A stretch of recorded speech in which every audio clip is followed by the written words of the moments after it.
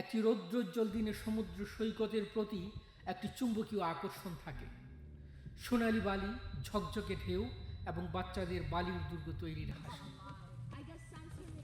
কিন্তু এমন একদিন কি যখন আকাশ ঝড়ো, বাতাস হাহাকার করে এবং বৃষ্টি মারমুখী হয়ে যায়।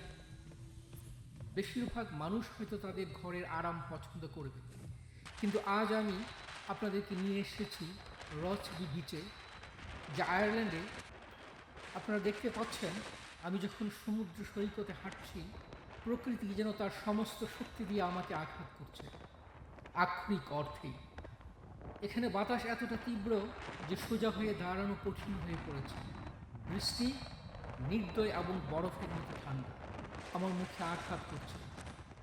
ঢেউগুলো উঁচু এবং প্রবল, তীরের দিকে আশ্রে পড়ছে।